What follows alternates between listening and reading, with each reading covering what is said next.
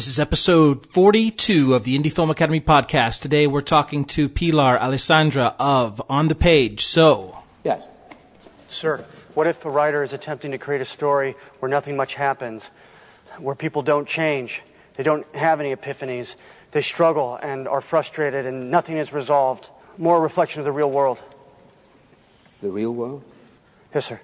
First of all, you write a screenplay without conflict or crisis, you'll bore your audience to tears. Secondly, nothing happens in the world. People are murdered every day. There's genocide, war, corruption. Every phase, somewhere in the world, somebody sacrifices his life to save somebody else. Every phase, someone somewhere takes a conscious decision to destroy someone else. People find love. People lose it. For Christ's sake, a child watches a mother beaten to death on the steps of a church. Someone goes hungry. Somebody else betrays his best friend for a woman. If you can't find that stuff in life, then you, my friend, don't know crap about life. And why the fuck are you wasting my 2 precious hours with your movie? I don't have any use for it. I don't have any bloody use for it. Okay, thanks.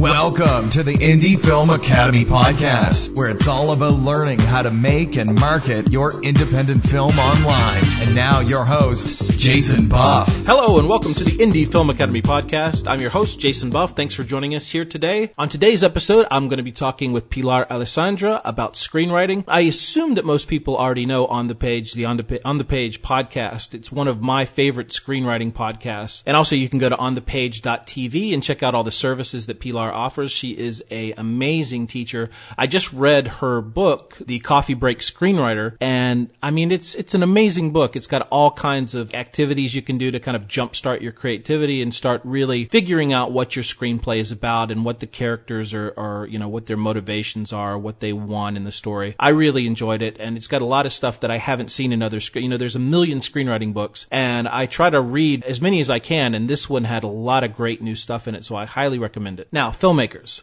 what are you going to do when you make your film? What's going to happen after you finish? You've got everything set in stone. You've got your music track. Everything is ready. How the hell are you going to sell your movie? Well, I've got the answer for you. Right now, I'm offering a $50 discount on our Indie Film Distribution Masterclass over at Udemy. This is part of what was our masterclass. So if you want to take that, it's $50 off. It's $97 originally and $47 now on Udemy. There are classes with Jason Brubaker, with Scott McMahon, Alex Ferrari, Ron Newcomb, and we're adding more to it all the time. So check that out. If you want to learn how to sell your movie, check that out, ifamasters.com. Now, enough talk. Here's my interview with the amazing Pilar Alessandra. Kind of like a typical work week for you. Like, do you have like a pile of screenplays that you are going through? Are you talking with screenwriters on the phone? What's kind of your world like there? My world is a little bit busy. I wouldn't recommend it to everybody unless you want to commit to workaholism. I consult on 2 scripts a day, and I run Saturday, Sunday, Monday, Tuesday. I run 4 different private writers groups. These are things I actually don't advertise. They're made up of writers that I've picked out of clients that I think that are really at a certain level with their writing and are also good in a room. So I run those private writing groups 4 times a week. And then I also have 6-week classes that I teach, currently teaching one on Saturdays, 12:30 to 3:30, and those tend to be first draft classes. And then I also do rewrite weekends and the occasional specialty class. I'm very, very excited because I'm also teaching a TV class about every 2 months now, and it's usually a 1-day intensive. And then when I'm not doing that, I'm really lucky. I get to travel and teach in other countries, and recently just got back from South Africa, which was amazing. I got to spend 5 days with an animation company called Triggerfish and 35 writers from all over Africa. So that was really cool. So, is that ever intimidating to you? I mean, do you kind of pinch yourself and say, wow? Yeah. Like every time I'm invited somewhere, I just think that they've just sent the email to the wrong person. Imposter syndrome. Yeah, we kind of go through that for a little bit, like, well, you know this, and and they're like, no, you. So yeah, I'm very, very lucky, and it's really cool. So yeah, I work really hard, but it's a great job. So working with creative people, is there something that they have in common that they're looking for, that they need, in terms of they have a certain way of thinking, they have a certain way of wanting to create and want to write, but they just need somebody to come in and organize their thought or something like that? I think everybody wants to know, are they expressing their intention? They had this idea in their head, or they had this person in their mind, or they had this amazing scene. Is it there? I think one of the reasons I called this On the Page, my business, was because it really all came down to, was it there? Was it on the page? It can live in your mind. You can hope a director brings it out, or an actor, but if it's not on the page, then it's just not working. So that's what everybody wants to know. Am I seeing it? Is it there? Will audiences see it? And if it's not there, then we talk about what's the best way to express that so that they can get their intention out. One of the things that I've had to learn over the years was, okay, where is my talent? What am I good at? What can I can see, when I write, I kind of see scenes, I see it, and it's almost a way of like taking dictation, putting it on the page and saying, okay, I've got a movie, now how do I take that movie and then structure it right and put it right so that what I'm actually seeing is what I'm conveying to people, Right, and then there's the tricky part, because if what you're seeing is sort of a list of things, I see this, I see that, I see the other thing, that can get monotonous and it can feel cuttable. But if you phrase it in a way, I see it and it looks like this thing. If you're using a simile that works for you, or a metaphor. I mean, people don't appreciate, I think, how much screenwriters are writers. They have to find the right phrase in order to convey visually what's in their head, because a list of things doesn't work. It has to be sometimes just a concise sentence. So word choice is everything. So page work.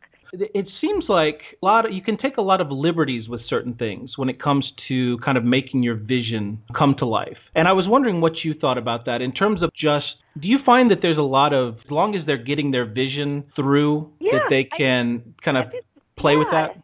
Yes, if it's readable, it's working. Okay. If it doesn't make the reader stop to notice the format or look at the page number, it's working. People are so hung up on, am I doing the correct format? But I really believe over the years it has loosened up, because at the stage that you're submitting your script, it's for people to grasp onto the story and characters and then start pushing it upwards. So if that's not coming through, if they're not completely involved, it's not going to go anywhere. They're not going to pass on it because you did some kind of incorrect formatting. They're going to pass if they're bored. So, even... Ooh, that's my call waiting. I'm sorry. We're on a phone line. Everybody will just assume you use some bad language there, so it's okay. That'd be really funny if it just kept... Okay. Let's keep it on the table here. Don't work blue. Even David Trottier, he wrote the Screenwriter's Bible, and he's known lovingly as Dr. Format.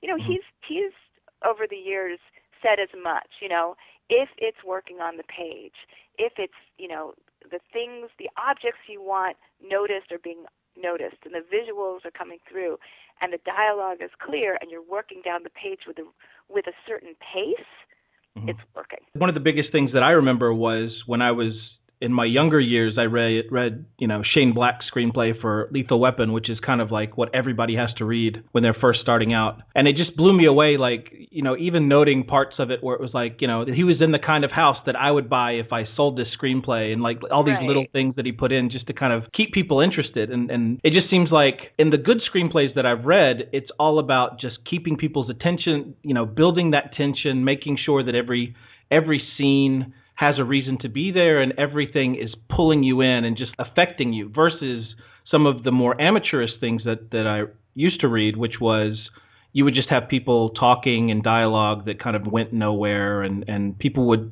be creating a world, but they wouldn't necessarily be creating a story. No, I totally agree with you. Fortunately, I think writers there's so much more out there now for them as far as resources go that they know now that just hanging it on dialogue is not the way to go. The scripts that I've read over the years have gotten better and better and better. And the bad news is that means your competition is also getting better. So now when people when it's not working page-wise, it's not so much because people are hanging it on amateur.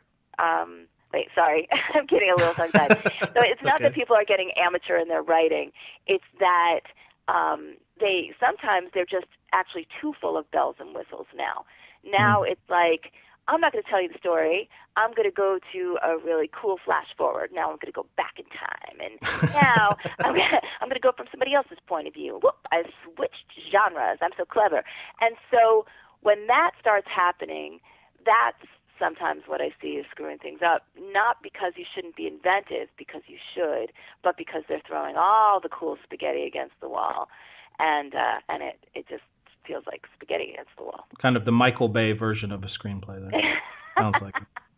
I think what Michael Bay does, he commits to.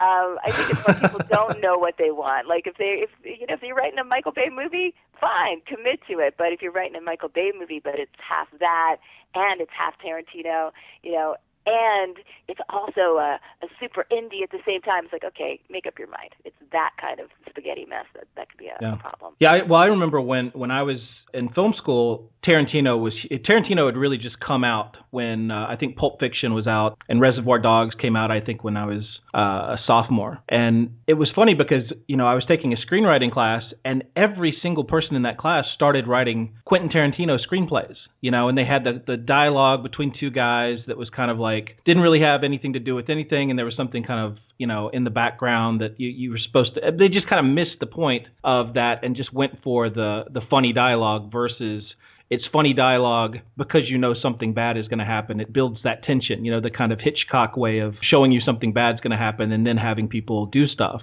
they would just forget about that part. Yeah, you've totally just nailed why that scene works, which is it gets our defenses down. You think, wow, these are just two guys who are just talking about just guy fun stuff, and then when you see the blow of the scene, which is, they're on their way to kill a room full of people, that is what that scene is about. That's why it has to be there. And you're right. After that, people wrote 1 million copies, and I read them all because I was reading studios at the time, and they didn't have any reason for being there. They were just clever. And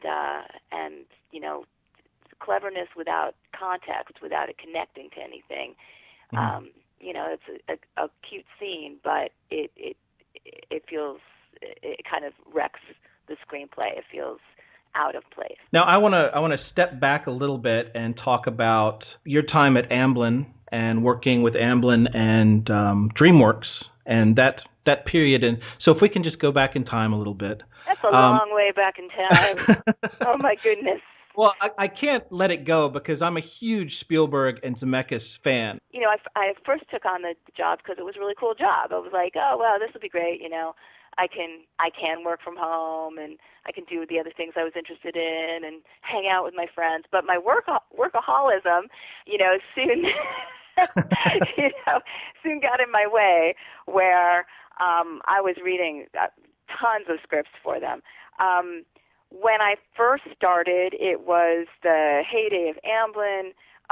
Jurassic Park had just hit, Schindler's List, and everybody was feeling really good about the content. And it was a real sort of happy-go-lucky place, if I remember right. I was in my 20s, and you could show up, and on Friday people were, having a beer, and it felt like giving high fives. Yeah, and you'd go in every day, and the place looked a lot like the Flintstone compound to me.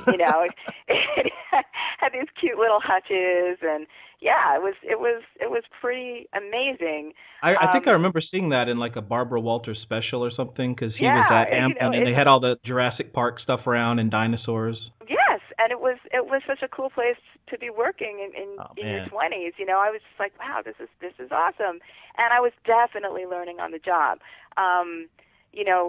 I made some screw ups, but I also had a couple creative executives who really thought I knew story and would give me some of their more trusted work. And over there, once you were trusted and were working your butt off, you'd also start doing notes on existing projects. So that was interesting for me to, as a reader, what you're usually doing is going yes or no. As somebody's doing notes, you're saying, well, of course, because it's a project, and this is what you can do about it. This is how you can make it better, which is very much the kind of work that I do now. And when it became DreamWorks, I got to be senior story analyst, one of a couple of senior story analysts, which really just meant work harder. And then when Bob Zemeckis did have a deal with DreamWorks and he was on the lot, for a while there I was sort of a go-between between both companies. It was interesting, just tons and tons and tons of content that was coming my way, and I was really getting, I think, pretty good at homing in on what made a script exciting and where it might not work for the executives I was working for. And that was what led me to create a bunch of writing tools that I used in classes and became the root of my book. Right. So it was a great learning experience. Where were most of the screenplays coming from? Were they just people that were submitting screenplays, or were No, it was all the big agencies of the time. Okay. CAA, ICM, William Morris, APA, just the big ones, which I can't always say in my opinion from reading so many scripts over the years is necessarily always a good thing, because since that work, and now that I've been on my own for so many years, and I've read so many writers who aren't represented or who are represented by smaller agencies, I have to say I think sometimes the studios are missing out, because there's some wonderful work out there that isn't repped by a big shiny agency, and that's where a lot of unique voices are. So I've read some, I would say over the years, even better stuff than I read back then. Do you think it's important for writers to try to get an agent so that they can get into that world?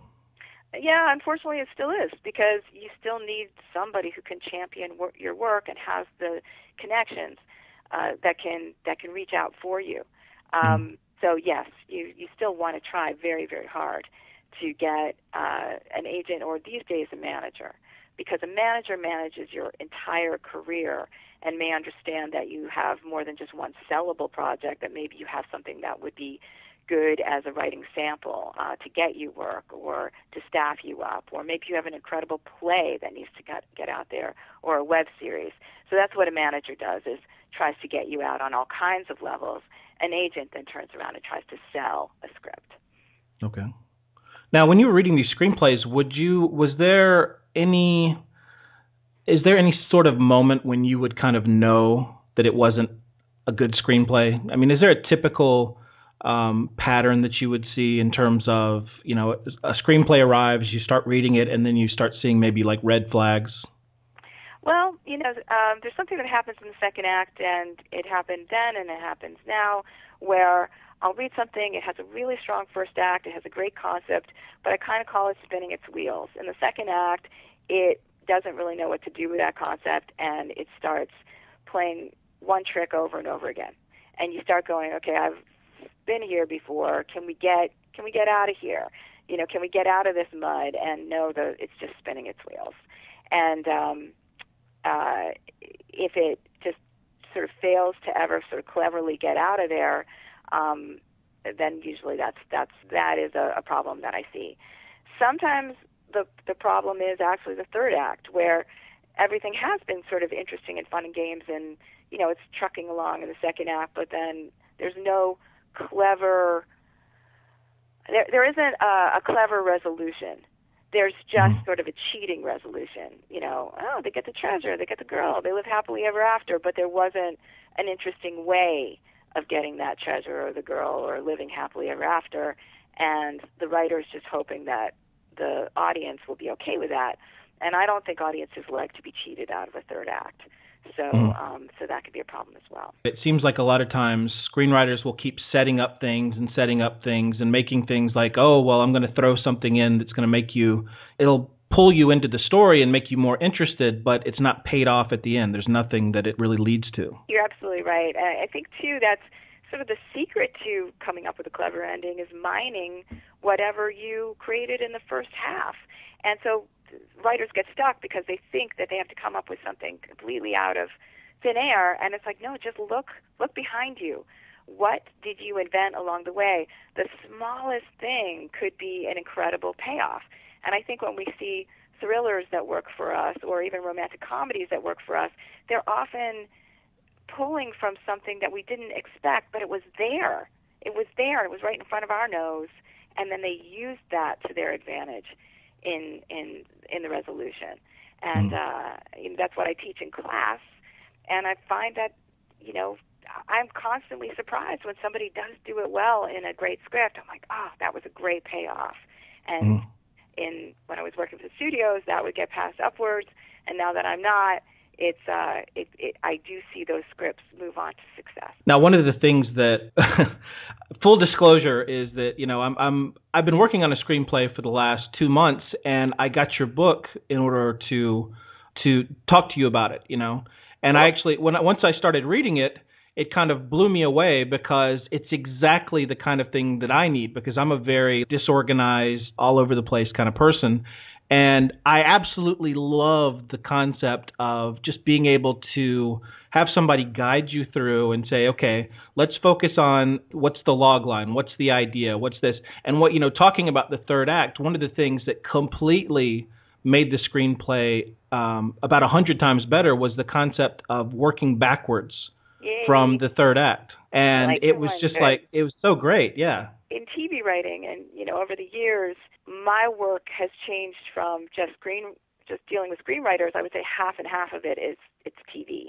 Mm-hmm. And that particular exercise works really well for TV writers, too, because if you're plotting out TV, your act breaks are everything. And when you're figuring out your TV show, you need to think about act break backwards. So let's say you have 5 acts. If you ask, what is it, what's my act break going to be, and then do that kind of work of, well, how did I get there?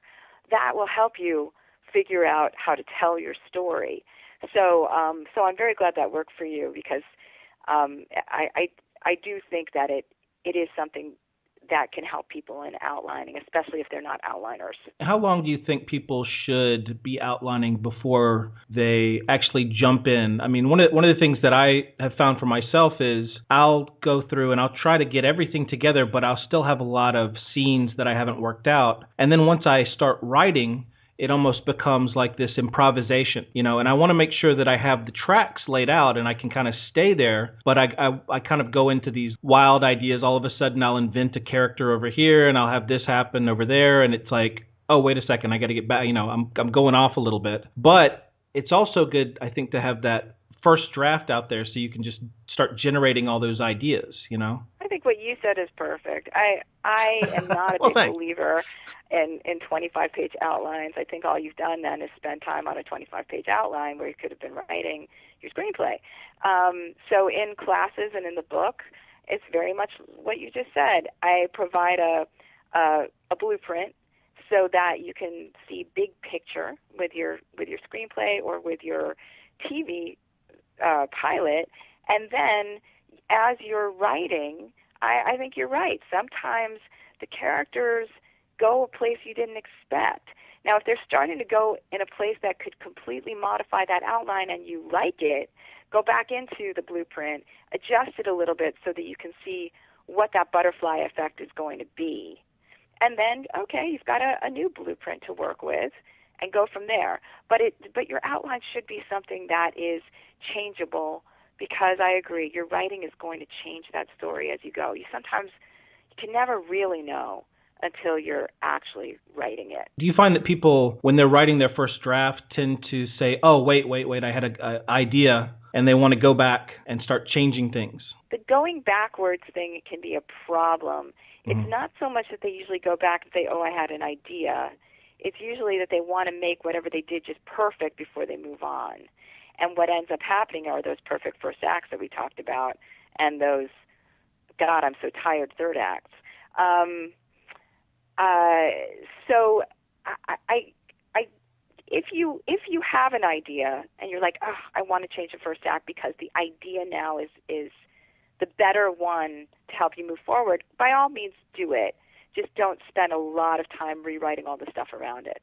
Just change that idea so that you can see now how it's going to sort of re-trigger the second act. That's the mistake that I made I ended up rewriting a screenplay for almost a year and a half. That I would go in and I would watch a movie and I would be like, oh, I really like the tension in this scene. I kind of like what's going on here. And I'd be like, maybe I can use that. And I would go back and like start changing the screenplay around a little bit. And it just became this gigantic mess. And so now that when I write now, it's pay a lot more attention to the outlining process and making sure that I don't get into it and say, oh, I want to change things, halfway through. Right. You got to get to the end. In my classes, in the first draft class, it's all about, you got to move forward and just finish this. We can go back and make it pretty later. We can go back and nuance it later.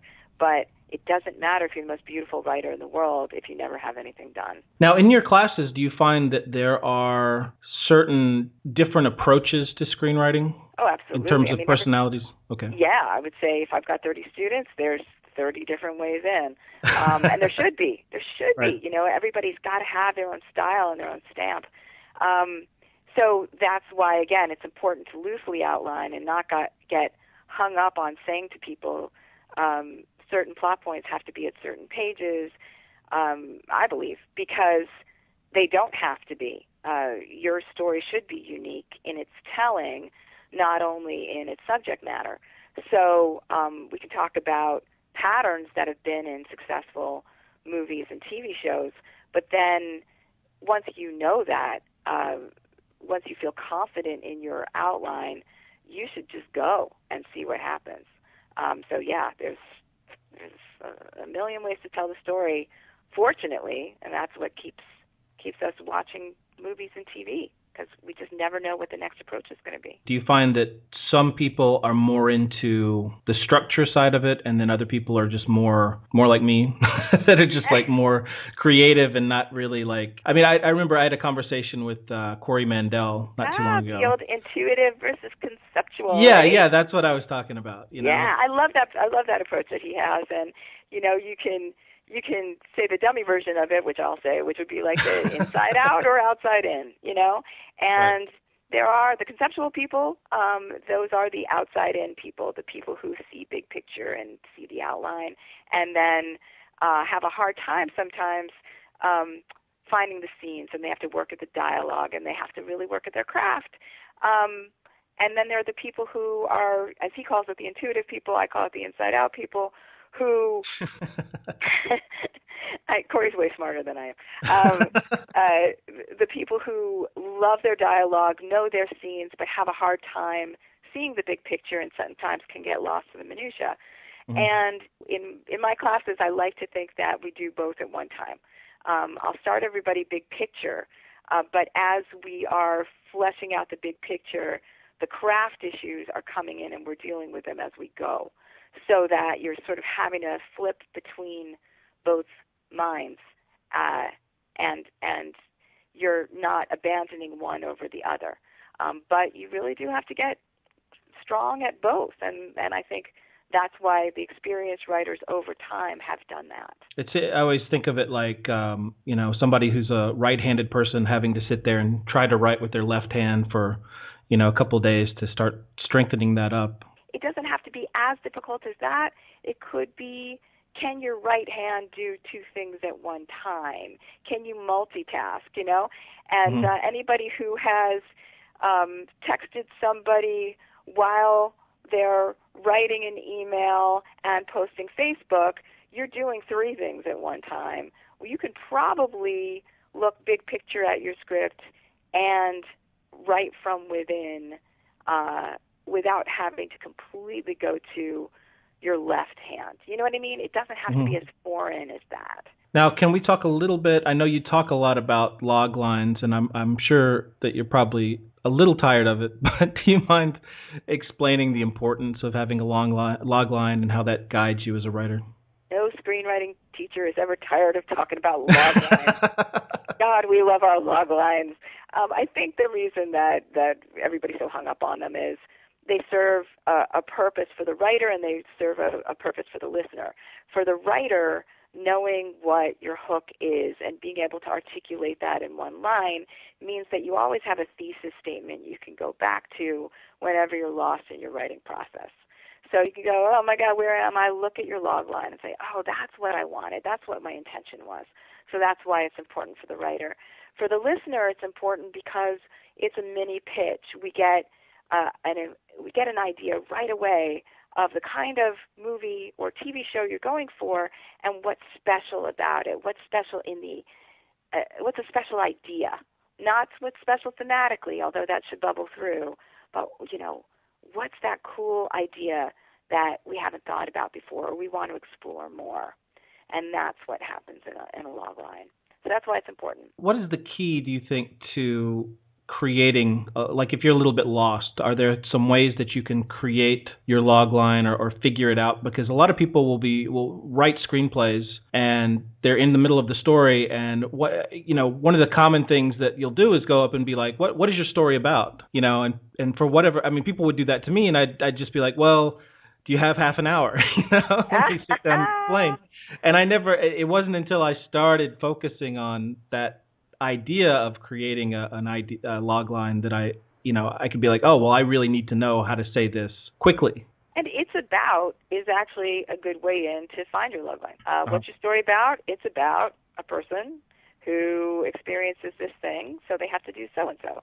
Or it's about a person who wants to do something in a particular way. Or it's about this group of people who, in their attempt to do such and such, end up in conflict. So, yes, just starting with "it's about" is a great way in. But yes, the answer to that question is usually a sentence. It's not to have a half an hour. Yeah.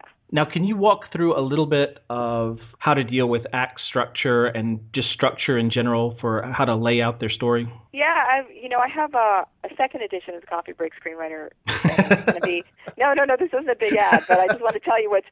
All right, we'll buy the book. No. There's something new that's going to be in there that I'm using in classes now that's not in the first one, and I can tell it to you right now. You don't have to buy the second edition at all, but I want to tell you. It's just the idea that for screenplay structure, all those books, everything we've been talking about, all the analysis really comes down to, in my opinion, four things: trauma, training, trials, and triumphs. And the idea is that in Act 1, if you will, or the beginning of your pilot, trauma is that thing that sort of traumatizes a character into a new experience, and it can be positive, it can be negative, or it can be positive. Falling in love is a trauma. Then the training is kind of an on-the-job kind of training, where you're sort of learning about your new experience or your new environment by doing, and that could be seen as the first half of the second act or the first part of the middle for your pilot.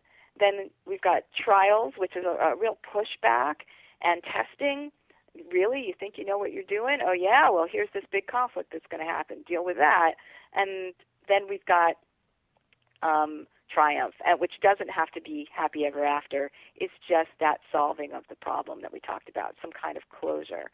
And in a pilot, that tends to be sort of a mini solving of the problem with a greater question asked. So trauma, training, trials, and triumph. You asked my take on structure. That's pretty much what it is. It's 4 TR words that I can say really quickly, and that sound kind of cool. I like it. Thank you. You could put it on a shirt. There you go. So it kind of reminds me of the hero's journey a little bit. Yeah, and I think it's sort of that idea of what's everybody saying. We're all trying to say it in different ways. Well, I think it really just goes down to those four things. There you go. Okay, moving on. One of the things that I struggle with a lot is not so much the second act, but what you have in your book is the second act. Mm-hmm. That's that act 2B, that middle part 2. Yeah. Uh-huh. Now that it seems like a lot of kind of screenplays, that's where they die in. Well, that's where that trials part comes in, and it is that pushback. And that pushback can be from an antagonist, where somebody goes, you know what, I see you learning on the job, and I don't like it. I don't want you to accomplish your goal. I'm going to do something really big. So in Act 2B, you might be thinking, okay, wait a minute. Somebody is really going to try and stop them in a major way. Or sometimes it's a character's flaw that's the pushback. The character was doing really well and even sort of, dealing with their flaw or overcoming it, but something about their nature just screwed it up. Their flaw was triggered, and that's the pushback. Sometimes it's an event that happens. We talk about that midpoint event that happens right before that section that focuses the main character and forces them now to really accomplish one mission instead of several little moments of fun and games. And that can make Act 2B feel more important as well. And if you look at that as pushback, it's the idea that person now has this mission, and that's going to be really hard. They thought they were learning on the job. They thought they got it. Okay, now they have to do this. So those would be some ways I would be thinking about to heighten Act 2B and make it interesting and different so that the reader doesn't go, oh, here we are, more of this. One of the things that I think a lot of writers get lost in, and one of the things that you guys do, I think, a really good job of on the podcast is analyzing what people are writing, how they've put it together, and how if somebody's going over the top in terms of explaining what the details are in the room, every painting on the wall, and everything like that.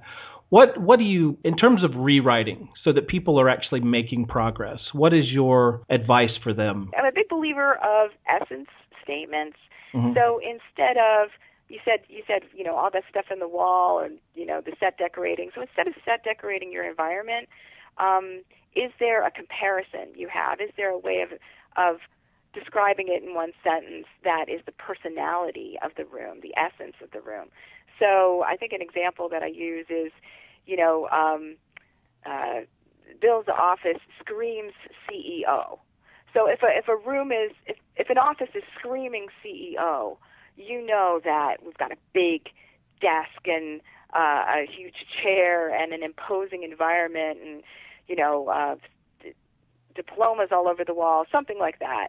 The set decorator can do their job. You don't have to say they're all those things. The personality is just their screaming CEO.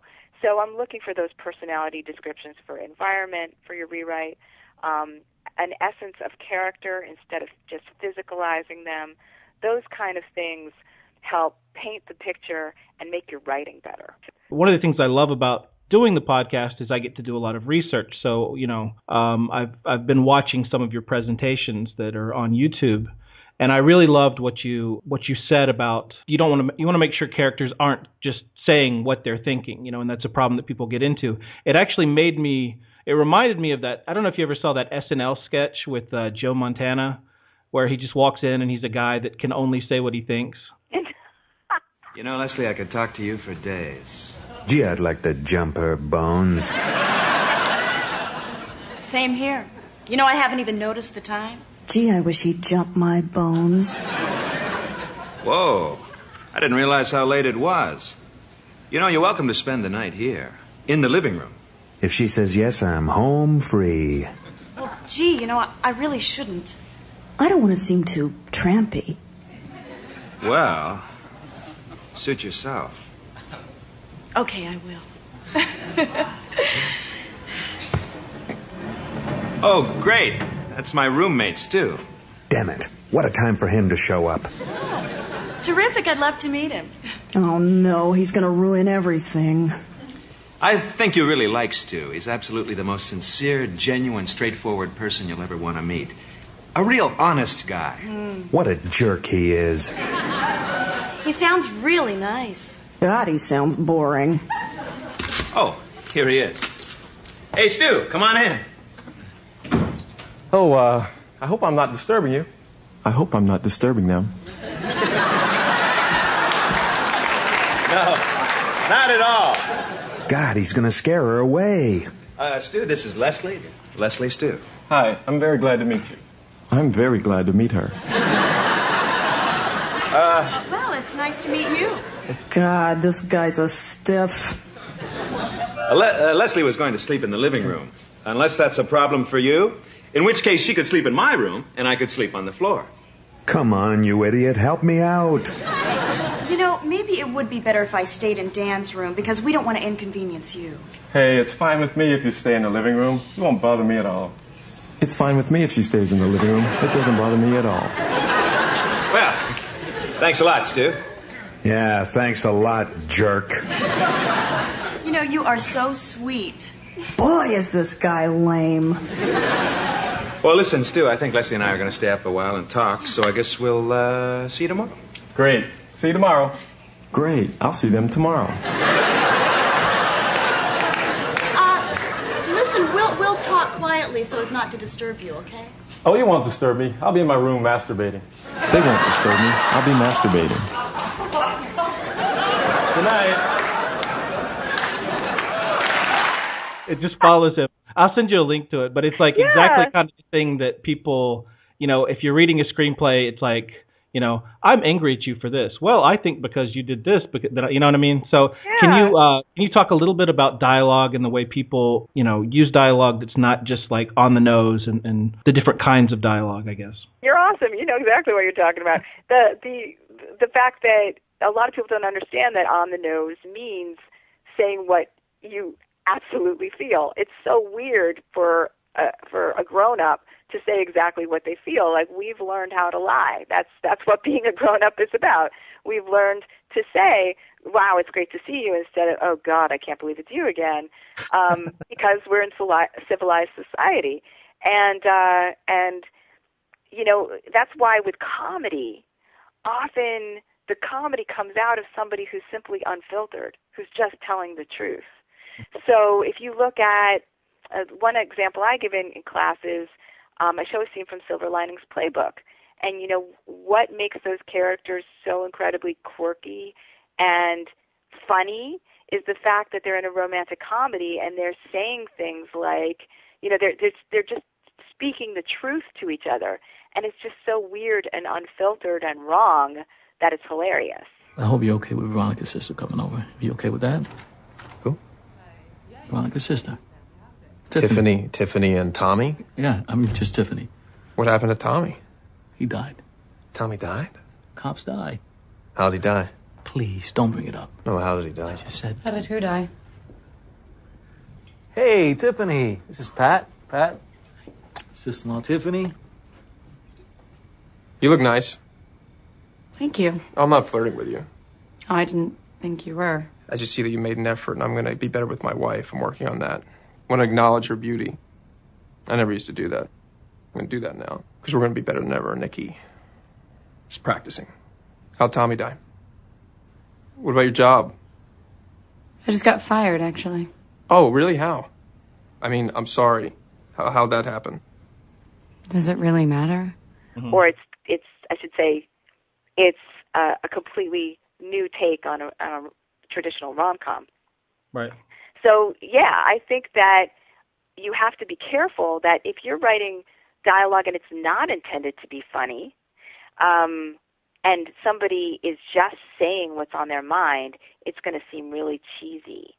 It's going to seem like, you know, oh, I feel this mixture of attraction and revulsion right now. It's like, really? Are you a human being? Don't you know how people really talk? Which is the lie, you know? Mm-hmm. Instead of saying I'm feeling this mixture of attraction and revulsion, they might just say hello, and the action underneath would show the subtext. You know, they might do something to express how they really feel, but the line itself is as simple as hello. I hope that makes sense. Yeah, I mean, I think that one of the, as a screenwriter, you're always looking for things to make your audience curious, to make them want to know more, and to really pull them through the story. And, Spielberg is great at doing that. You always want to know what's going to come next. And when you have characters who aren't giving up everything, and that you're, maybe at some point you're going to figure out what is actually going through their brain. But I mean, it's a really important thing, I think, to make people wonder. I wonder what that person actually is thinking, versus what they say. It's a great scene to go back to, an old classic Spielberg scene that I just think shows that, I don't know, there's more subtext and subtlety in certain Spielberg movies than people give those movies credit for. Mm-hmm. The mashed potato scene in Oh, yeah. I love the mashed potato scene, because there you are at a family dinner, and this guy becomes obsessed with building a mountain out of his mashed potatoes right in front of his family. And they're looking at him like he's the craziest guy in the world. When he looks up, one of the kids is crying, the mom's mouth is agape, and all he's been doing is showing what's in his head by playing with his mashed potatoes. Mm-hmm. And it's a great scene. It just sort of expresses it all without having to completely talk about it. Now, it does trigger him to finally say, okay, this is what's going on with Daddy. But the story's really told before he actually says that. Yeah. Is that the same scene where he's like, you kids might have noticed that Dad's acting a little... Right, exactly. yeah. It's so cool. Well, I guess you've noticed something that's a little strange with Dad. It's okay, though. I'm still Dad.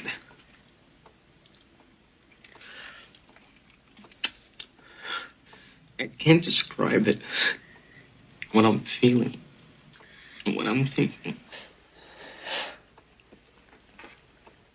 This means something. It's important.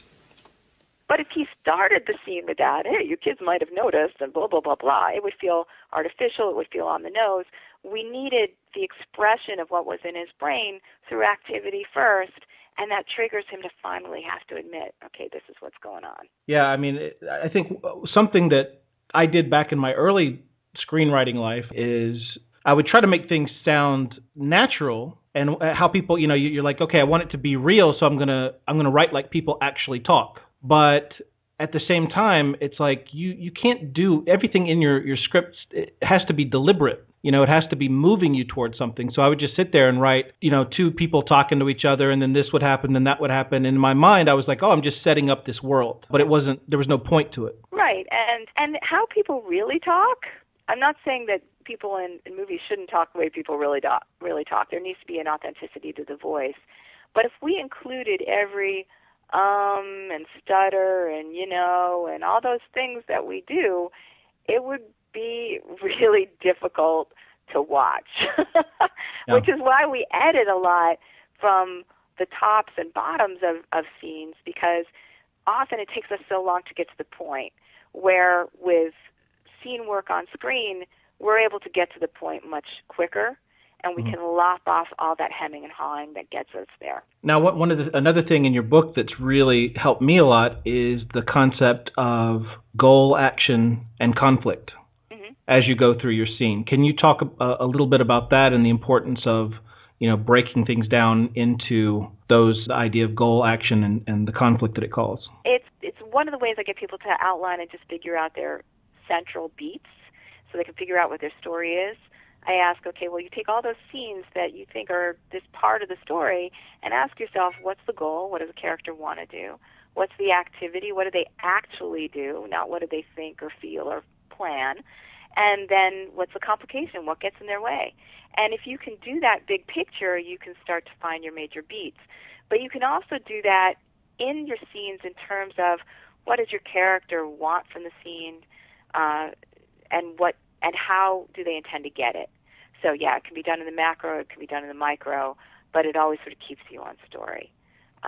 So yeah, it's something I would just recommend as far as outlining and for rewriting. When you mentioned the idea that it's a macro and a micro way of doing things, what I was going through and I was putting together the different, in the book it breaks it up into first act, second act B, and third act. And so what I ended up doing, though, was I found that even in a moment-by-moment level, I was looking at it, So I would have like 5 or 6 different moments in the first act alone where I was asking myself, okay, here's this character. What is their goal? What do they want? What is the action that they're taking to get that goal? And then what conflict is that causing? And it caused the scenes to be so much more dynamic, and you understood the characters much more. Good. I'm so glad that worked for you. Although I don't know if I want to go around going, it's the GAC system. It's like a cat throwing up a little bit. I'm already making shirts.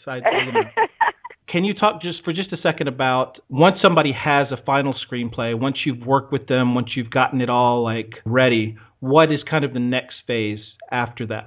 So I think, are you talking about sort of like how would you push it toward a sale? I guess the idea is that a lot of people that listen to this, and there's a couple of things I wanted to go into, but that I won't, just in terms of like people who are not in Los Angeles who want to write, and people who are trying to sell screenplays. Are you finding that people that you're working with are trying to build a career as screenwriters, like full-time screenwriters? Or is it something that's kind of like a part-time thing? And is it a viable option for people? I mean, what can they do once they have a screenplay that you sign off on, that you say, okay, this is really good? Well, let's talk about the people who don't live in LA first. Okay. There's all kinds of different feelings about competitions, but my feeling is, why not? When you submit to competitions know, first of all, that you might not be an LA person, which actually is to your advantage because they're looking for diverse writers, and that means diversity of experience and place as well. So that gives you an advantage. Another thing is it's a writing competition, not a selling competition. So competitions are looking at your craft and not necessarily, whether or not they want to take this on and thinking about, but there's a competing project. So both of those things can work in your favor. And once you do win a competition like that, it's become a bit of a vetting situation for agents and managers who may not have their own personal reader pool and use competitions as a reader pool in a way to help them find undiscovered material, and undiscovered writers. So I do think that it is worth submitting to competitions. High-level competitions, not necessarily, your friend's cousin's competition who's just like, yeah, pay me $50, and you want to make sure that there's some kind of pot of gold at the end of that rainbow for sure. So I would do that. Are there any competitions that come to mind? Well, the Nickel Fellowship is definitely the most prestigious. That's through the Academy. Austin Film Festival Screenwriting Competition is also prestigious. Kind of the ones that are tip of the tongue for people, those have been around the longest, and that usually means that they have the most success behind them. Blue Cat. Screencraft is doing a good job as a new screenwriting competition because they are genre-oriented. And that means that it doesn't have to just be a drama that wins because they have their own comedy or horror category just for those films. So I think that's a good one. There's also a lot more open for TV now for competitions and short films too. A lot of short film competitions are out there that will give you money to make your film, which is awesome because making your stuff is also a great way to get people's attention. If you're from outside of LA and you have a good camera and a really tight, smart script, and I'd be thinking about, really short form content, and you feel like you could make it without mortgaging your house and put it on YouTube, and it's something that could get eyes on it, that's another way to go. People are looking for talent online. Another way to go, if you're, the pitch fests, a lot of cynicism around them, and I can understand because there's this sense that they can be a little bit of a circus. But once you are one-on-one with somebody, that's your opportunity. It can be a pretty intimate moment, and it's an opportunity for FaceTime with industry that you might not have otherwise. I think it's replaced the query letter as far as being sort of a cold look at your work. So all those things can be good for people who don't live here. For people who do live here, they're doing the same thing, but also they're looking for who do they know who knows somebody, and they're trying to mine their contacts. And in that case, what they're usually doing is saying, hey, person who knows my friend, not can you read my screenplay, but could I take you out for coffee, and can I pick your brain a little bit? And if you make that relationship, by the end of coffee, they might say, yeah, sure, send me a script. But you don't want to start with a favor. You want to start with mining relationships. And that's what people in LA do, and why the caricature of that is known as, as us being very schmoozy. but really, it's how an LA person moves up, is they have to make their relationships, and a lot of people in the industry live out here, and they got to make friends, and I think making friends is actually not a bad thing. So that's my advice for moving things forward, just a little bit of it.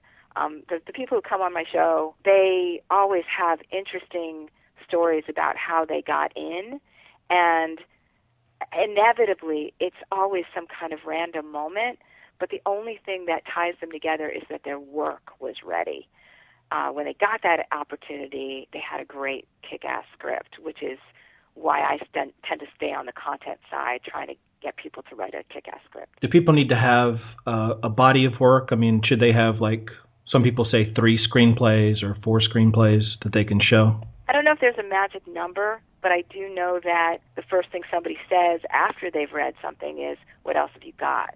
So you want to make sure that you're at least knee-deep in something else before you paper your script all over town. Because if the answer is, I don't know, well, at